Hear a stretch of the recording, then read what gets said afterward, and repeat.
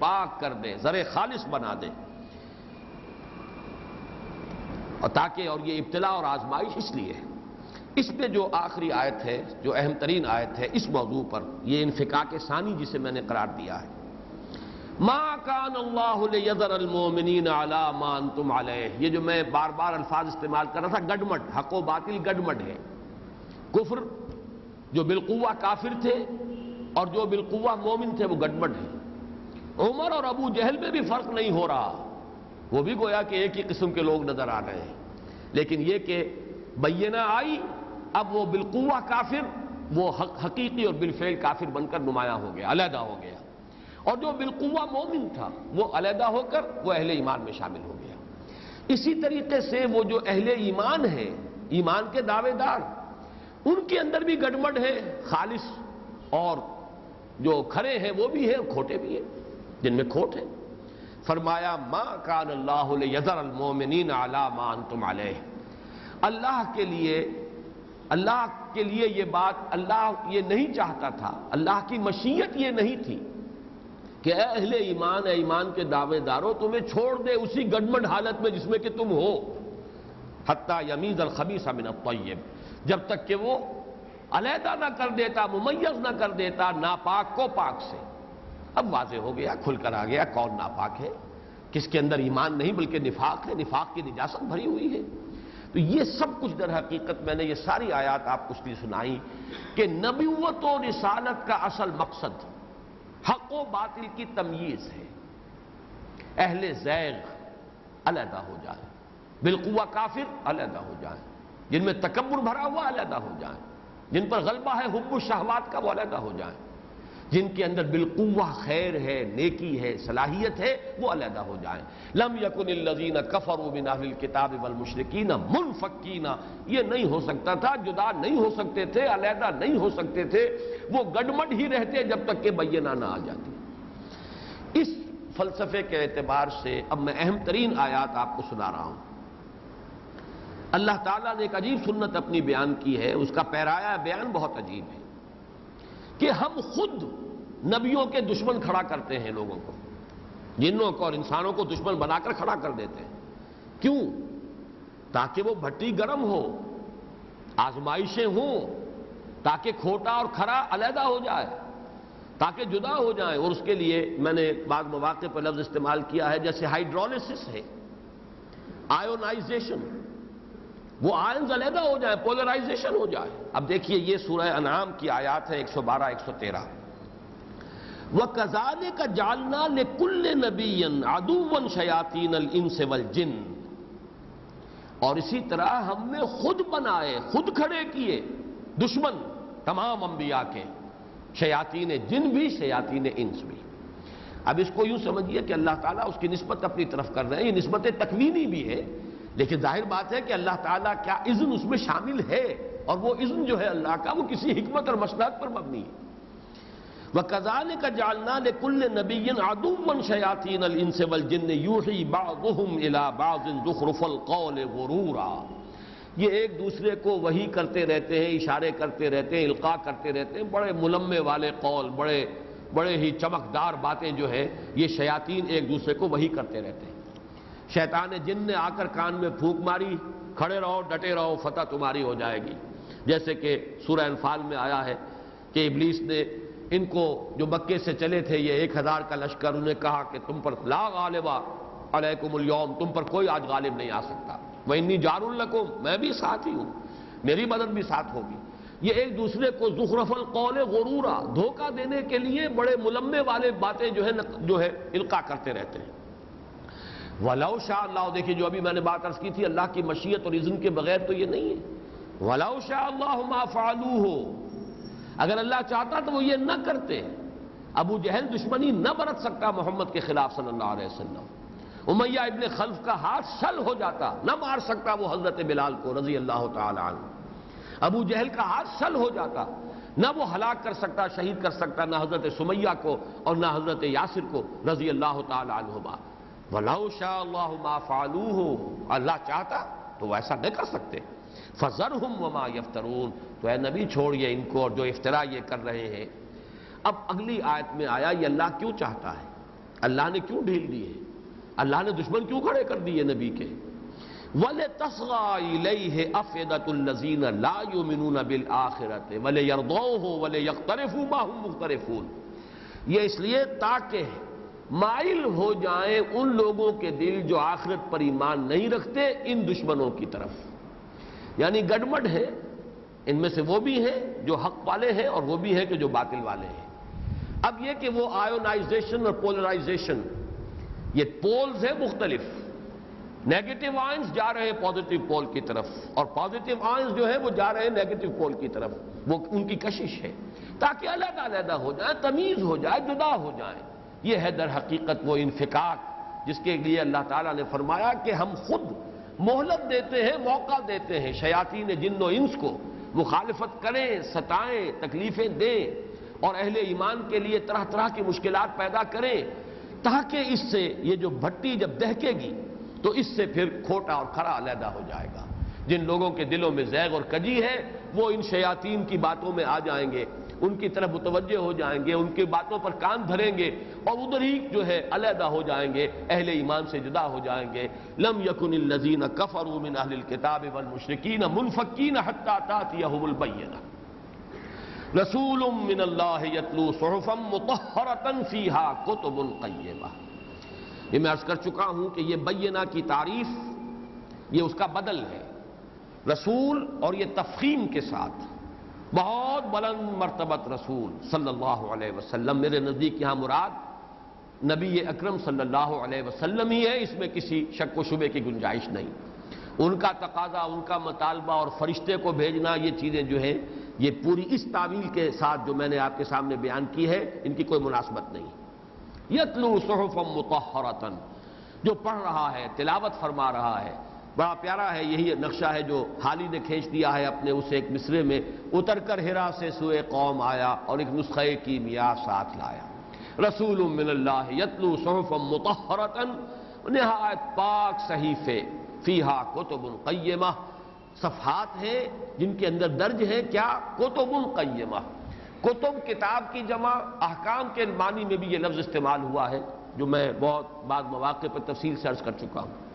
کتب علیکم الصیام، کتب علیکم اذا حضر احدکم الموت ان ترک خیرا الوصیہ، تو کتابا موقوتا، نماز جو ہے ان الصلاۃ کانت علی المؤمنین کتابا موقوتا، تو یہ کتاب کا لفظ احکام کے معنی میں بھی آتا ہے۔ اور ایک مفہوم یہ بھی ہے کہ اس قرآن مجید کے اندر سابقہ تمام صحیفے موجود ہیں، ان کی تعلیمات کا لب لباب، ان کا خلاصہ، چاہے وہ زبور کی تعلیم ہے اور چاہے وہ انجیل کی تعلیم ہے اور چاہے وہ تورات کی تعلیم ہے، چاہے وہ صحف ابراہیم کی تعلیمات تھیں، اس قرآن کے اندر تمام صحیفوں کی تعلیمات جمع ہو گئی۔ فیہا کتب قیمہ، قیمہ اس کے دو ترجمے ہوں گے، ایک تو قائم رہنے والی، یہ کتاب اب دائم ہے، قائم رہنے والی ہے، اس کے اندر اب کوئی تبدیلی نہیں ہوگی، انا نحن نزلنا الذکر وانا لہ لحافظون۔ اور ایک یہ کہ مستقیم سیدھی، اس میں کوئی کجی نہیں ہے۔ اس معنی میں یہ سورہ کہف کے شروع میں آیا ہے، الحمدللہ الذی انزل علی عبدہ الکتاب ولم یجعل لہ عوجا قیاما قیما لینذر باسا شدیدا، یہ کتاب جو ہے قیم ہے، سیدھی ہے، اور اس کی وضاحت اس سے پہلی آیت میں ہے لم یجعل لہ عوجا، اس میں کہیں کوئی کجی نہیں، کوئی ایچ پیچ نہیں۔ وما تفرق الذین اوتوا الکتاب الا من بعد ما جاءتهم البینہ، اس آیت کے بارے میں میری رائے یہ ہے کہ اس سے مراد حضور سے علیحدہ ہونا نہیں ہے، بلکہ در حقیقت وہی سنت جو ہے اللہ کی، رسالت اور نبوت کا جو فلسفہ ابھی میں نے آپ کے سامنے بیان کیا کہ حق و باطل کو جدا کر دینا، یہی عمل ہے جو اہل کتاب کے ہاں جاری رہا۔ یہی عمل ہے کہ حضرت موسیٰ علیہ السلام آئے، اور ان میں سے کچھ لوگ ایسے بھی تھے جس میں سے مثلا قارون تھا بنی اسرائیل میں سے، علیحدہ ہو گیا۔ حضرت موسیٰ علیہ السلام کی آمد نہ ہوتی، وہ بینہ تھے اپنے وقت کے بینہ، اگر وہ نہ آتے تو قارون کے اندر جو خباثتیں چھپی ہوئی تھی وہ کیسے ظاہر ہوتی؟ اور قارون ہی قارون نہیں بلکہ سورہ ہود سے تو معلوم ہوتا ہے ان کے اور بھی بہت سے سردار تھے ایسے جو دربار میں رسائی کے لیے اپنی قوم سے غداری کر رہے تھے، اور حضرت موسیٰ علیہ السلام کا ساتھ دینے کی بجائے ان کے خلاف سازشوں کے اندر شریک تھے، جیسا کہ سورہ یونس یا سورہ ہود کے اندر تذکرہ موجود ہے۔ اس سے آگے حضرت مسیح آئے، اب اسی کے اندر تفرقہ ہو گیا، دودھ کا دودھ پانی کا پانی جدا ہو گیا. جن کے اندر کفر جو ہے جم چکا تھا، حب الشہوات جن کے رگ و پے میں سرایت کر چکی تھی، چاہے وہ علماء تھے، فقہا تھے، فریسی تھے، ان کے بڑے بڑے جو ہے مفتی تھے، لیکن یہ کہ ان کا کفر ظاہر ہو گیا حضرت مسیح علیہ السلام کے آنے سے. تو یہ بینہ حضرت مسیح بھی تھے. ہر رسول اپنے وقت پر بینہ ہے اور وہ جدا کر دیتا ہے. وما تفرق الذین اوتوا الکتاب الا من بعد ما جاءتهم البینہ، اور نہیں متفرق ہوئے، نہیں تفرقے میں پڑے اہل کتاب مگر اس کے بعد کہ ان کے پاس بینہ آ گئی تھی. وہی قاعدہ جیسے کہ اب بینہ آئی ہے محمد الرسول اللہ صلی اللہ علیہ وسلم اور قرآن کی صورت میں، اب جدا ہو جائے گا دودھ کا دودھ پانی کا پانی. ایسے ہی 600 سال قبل بھی ایک بینہ آئی تھی حضرت مسیح اور انجیل کی صورت میں، اور جدا ہو گئے. چاہے ان کے اوپر بڑے عمامے تھے اور بڑے ان کی عبائیں اور قبائیں تھیں اور بہت بڑے بڑے وہ مذہبی رہنما شمار ہوتے تھے علماء یہود، لیکن ان کی خباثت ظاہر ہو گئی. تو اس طریقے سے ہر دور میں یہ بینہ آ کر دودھ کا دودھ پانی کا پانی علیحدہ کرتی رہی. اس میں ذرا نوٹ کر لیجئے، یہ شاہ عبد العزیز رحمۃ اللہ علیہ جو سب سے بڑے بیٹے ہیں شاہ ولی اللہ دہلوی رحمۃ اللہ علیہ کے، ان کے نزدیک اس آیت میں بینہ سے مراد حضرت عیسیٰ علیہ السلام. گویا کہ جو بات میں کہہ رہا ہوں وہ بغیر کسی سند کے یا بغیر کسی دلیل کے نہیں ہے. اس کی تائید شاہ عبد العزیز رحمۃ اللہ علیہ کی طرف سے تفسیر عزیزی میں اس آیت میں وما تفرق الذین اوتوا الکتاب الا من بعد ما جاءتهم البینہ، نہیں متفرق ہوئے، نہیں بٹے آپس میں، نہیں جدا ہوئے ایک دوسرے سے یہ اہل کتاب. یہودی علیحدہ ہو گئے، نصارہ علیحدہ ہو گئے، الا من بعد ما جاءتهم البینہ، مگر اس کے بعد کہ ان کے پاس بینہ آ گئی. ورنہ تو یہ کہ جو ان کے دیندار طبقات تھے، مذہبی طبقات، ان کی مذہبیت کا لبادہ جو ہے وہ قائم رہتا. وہ ننگے ہوئے ہیں کب؟ جبکہ بینہ آ گئی، یعنی حضرت مسیح علیہ السلام اور انجیل اللہ تعالیٰ کی طرف سے آ گئی. وما امروا، اب ان 4 آیات کے بعد جیسا کہ میں نے عرض کیا تھا، یہ بقیہ 4 آیات بہت صاف ہیں، واضح ہیں، محکم ہیں، ان میں کوئی اشکال نہیں، کوئی دقت نہیں. لہذا اور یہ مضامین وہ ہیں جو بارہا اس سے پہلے آئے ہیں. قرآن مجید کے بنیادی مضامین، قرآن کا بنیادی فلسفہ، قرآن کی اساسی دعوت اس پر مشتمل. وما امروا الا ليعبدوا الله مخلصين له الدين حنفاء، اور انہیں نہیں حکم دیا گیا تھا مگر صرف اس بات کا. اب یہاں پر مراد ہو سکتے ہیں سابق اہل کتاب بھی، اور ان کا جو تفرقہ تھا متفرق ہو گئے، اور اب جو متفرق ہو رہے ہیں حضور صلی اللہ علیہ وسلم کی بینہ آنے کے بعد. ایک ہی دین قیم رہا ہے، ایک ہی اس کی تعلیم ہے حضرت آدم سے لے کر اور حضرت محمد صلی اللہ علیہ وسلم تک. وما امروا، نہیں حکم دیا گیا انہیں الا لیعبدوا اللہ مخلصین لہ الدین، مگر یہ کہ وہ بندگی کریں، پرستش کریں، عبد سے عبادت، ہمہ تن ہمہ وقت، نہایت عاجزی اور تذلل کے ساتھ اللہ کے سامنے بچھ جانا، یہ ہے دین. یعبد اللہ مخلصین لہ الدین. لیکن چونکہ عام طور پر مذہبی طبقات اور مذہبی ذہنیت جو ہے وہ عبادت کو صرف بعض عبادات تک محدود کر دیتے ہیں، ہمیشہ سے ہوا ہے. نماز روزہ ہو گیا، باقی چیزیں جو ہے کیا کریں، مجبوری ہے، سود کے بغیر تو اب دھندا جو ہے چل نہیں سکتا، رشوت کے بغیر گاڑی نہیں چل سکتی آگے، لہذا ساری چیزیں کر رہے ہیں. یہ ہے در حقیقت وہ دلیل کہ جس کو رد کرنے کے لیے مخلصین لہ الدین، اس کے لیے اپنی اطاعت کو خالص کرتے ہیں. یہ نہیں کہ محض مراسم عبودیت بجا لیے جائیں، محض نماز روزہ کر لیا جائے، وہ آگے بھی تذکرہ آ جائے گا. لیکن یہ ہے کہ اصل شے کیا ہے؟ ہمہ تن بندگی، ہمہ وقت بندگی، زندگی آمد برائے بندگی، زندگی بے بندگی شرمندگی. جو میں نے اسی جمعے میں حوالہ دیا سورہ زاریات کی آخری آیات کا، وما خلقت الجن والانس الا لیعبدون، میں نے تو جنوں اور انسانوں کو پیدا ہی صرف اس لیے کیا ہے کہ وہ میری بندگی کریں. زندگی آمد برائے بندگی، زندگی بے بندگی شرمندگی. وما امروا الا لیعبدوا اللہ مخلصین لہ الدین حنفاء. اب حنفاء کے ترجمے میں بہت کافی اقوال ہیں. اصل میں دلچسپ بات ہے، یہ نوٹ کر لیجئے، یہ بھی فقہ اللغہ سے مناسبت رکھنے والی بات ہے. عربی زبان میں بعض جو حروف ہیں، جو الفاظ ہیں، ان کے جو حروف اصلی ہیں، ان کے قرب، ان سے معنی جو ہے ان کے اندر بھی ایک بڑی نسبت، کہیں مناسبت مشابہت کے درجے میں، کہیں وہ عکسی ترتیب۔ مثلا الحنف، ہا نون اور فے کا مادہ کس لیے آتا ہے؟ ہوا میل عن الضلال الی الاستقامہ، گمراہی سے سیدھے راستے کی طرف مائل ہو جانا حنف ہے۔ اور جنف کیا ہے کی بجائے ایک نقطہ لگا ہے صرف جنف، والجنف ہوا میل عن الاستقامۃ الی الضلال، اگر سیدھے راستے سے کجی کی طرف مائل ہو گئے تو یہ جنف ہے، اور کجی سے سیدھے راستے کی طرف مائل ہو گئے تو یہ حنف ہے۔ تو حنف سے حنفاء بنا ہے، حنیف۔ لیکن اس کے معنی اور مراد میں بہت سے اقوال ہیں، کیونکہ حضرت ابراہیم علیہ السلام کی شان میں قرآن مجید میں بار بار آتا ہے حنیفہ، ابراہیم حنیفہ۔ اس لیے بعض حضرات نے یہ رائے دی ہے، مثلا حضرت مجاہد نے جو تابعین میں سے ہیں، کہ حنفاء سے مراد ہے متبعین ابراہیم علیہ السلام، یعنی انہیں نہیں حکم دیا گیا تھا مگر یہ کہ بندگی کریں اللہ کی، اس کے لیے اطاعت کو خالص کرتے ہوئے اور اتباع کرتے ہوئے ابراہیم کی علیہ السلام۔ حضرت عبداللہ ابن عباس سے ایک بہت عجیب قول منقول ہے، اس سے مراد ہے حاجی حضرات جنہوں نے اپنا رخ کر لیا ہے سیدھا حج کے لیے بیت اللہ کی طرف، یہ سیدھا ہو جانا۔ الحنف ہوا میل عن الضلال الی الاستقامہ، وہ مستقیم ہو گئے، سیدھے ہو گئے، اب چل رہے ہیں حج کے لیے بیت اللہ کی طرف۔ بعض حضرات نے اس کی رائے دی ہے کہ جو نماز کے لیے کھڑا ہو گیا، انی وجہت وجہی للذی فطر السماوات والارض حنیفا وما انا من المشرکین، یہ مراد ہے حنفاء۔ ابو مسلم اصفہانی جن کا تذکرہ میں کر چکا ہوں، انہوں نے بڑی پیاری بات کہی ہے، الذی یعدل عن الادیان کلھا الی الاسلام، حنیف وہ ہے جو تمام ادیان کو چھوڑ کر یکسو ہو جائے اسلام کی طرف، وہ حنیف ہے۔ اسی طریقے سے ایک حدیث بھی آئی ہے کہ بعثت بالحنیفیۃ السہلۃ السمحۃ، مجھے جو دین دیا گیا ہے وہ دین حنیفی ہے، بہت مطابق فطرت ہے، آسان ہے۔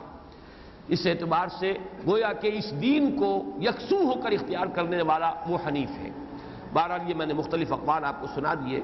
وما امروا الا ليعبدوا الله مخلصين له الدين حنفاء ويقيموا الصلاة ويؤتوا الزكاة، اور وہ قائم کریں نماز، ادا کریں زکوٰۃ، وذلك الدين القیمہ، اور یہ ہے سیدھا دین، یہ ہے ہمیشہ قائم رہنے والا دین، یا یہ ہے یہ سیدھی اور قائم رہنے والی ملت کا دین۔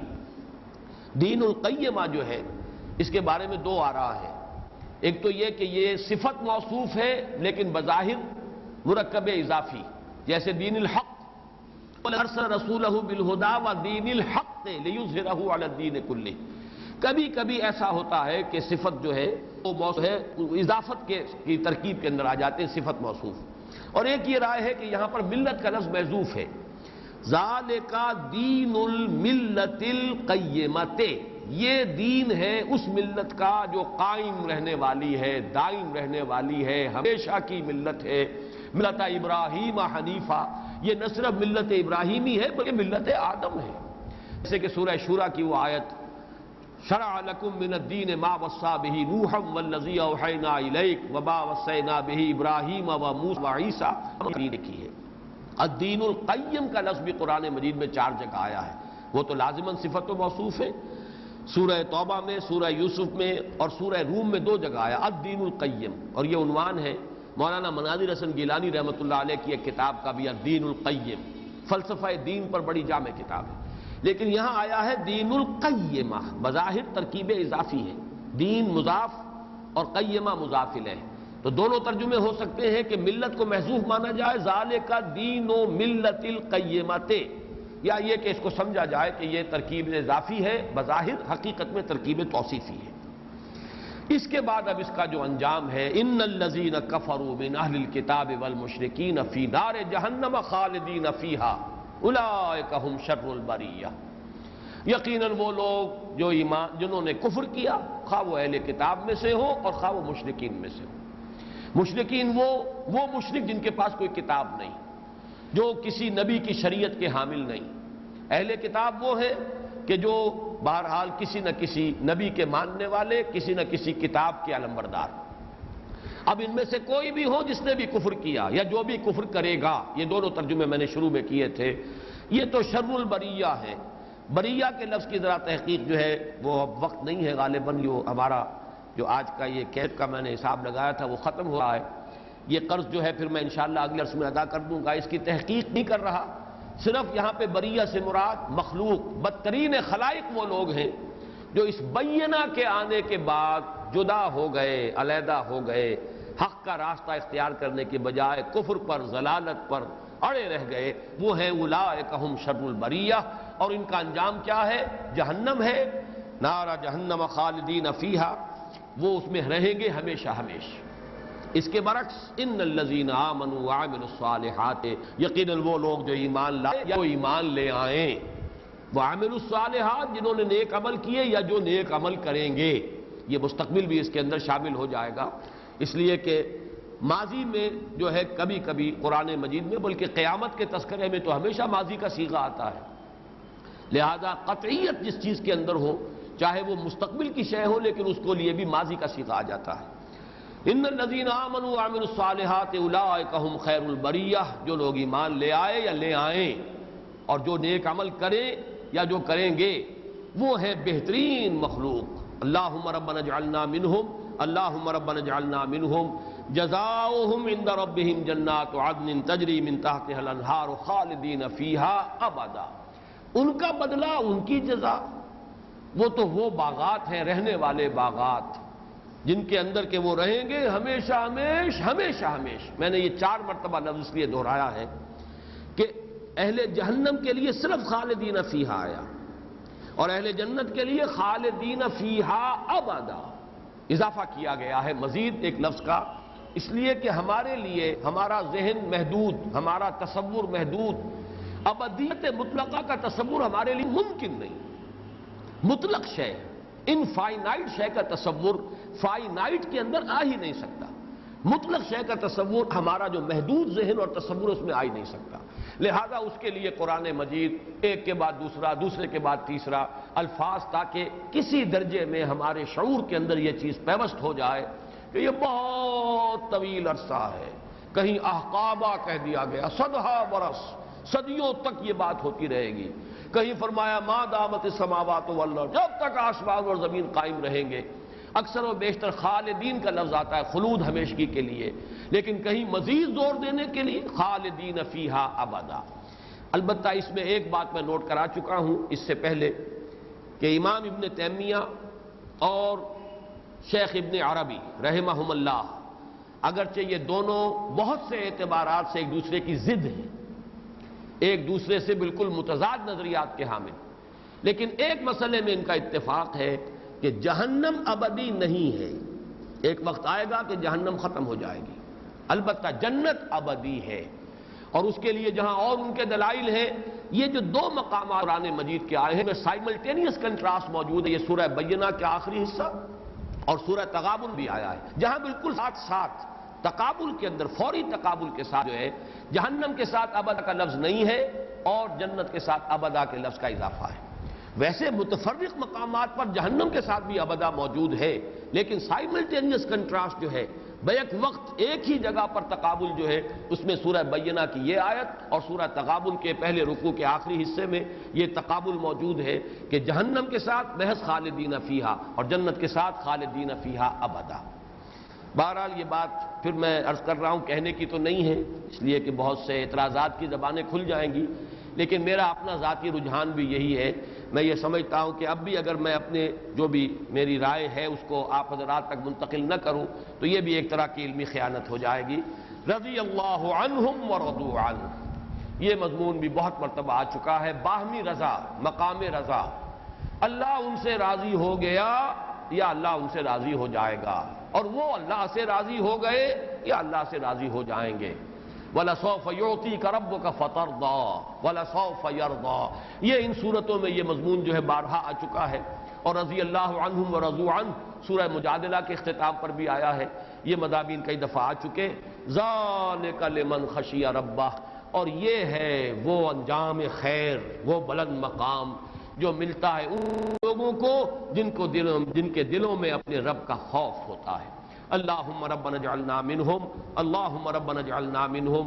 یہاں وہ آیت نوٹ کر لیجئے جو سورۃ اللیل میں آئی ہے، فَأَمَّا مَنْ أَعْطَىٰ وَاتَّقَىٰ وَصَدَّقَ بِالْحُسْنَىٰ فَسَنُيَسِّرُهُ لِلْيُسْرَىٰ وَأَمَّا مَنْ بَخِلَ وَاسْتَغْنَىٰ وَكَذَّبَ بِالْحُسْنَىٰ فَسَنُيَسِّرُهُ لِلْعُسْرَىٰ۔ یہ دودھ کا دودھ، پانی کا پانی اس طرح جدا ہوتا ہے تدریجاً، ایک کی ضلالت ظاہر ہوتی چلی جاتی ہے، چھپی ہوئی خباثت باہر آ جاتی ہے، ایک کے اندر جو حق ہے چاہے وہ ابتداءً چھپا ہوا تھا لیکن اس بینہ کے آنے کے بعد وہ واضح ہوتا ہے، نکھر کر سامنے آ جاتا ہے۔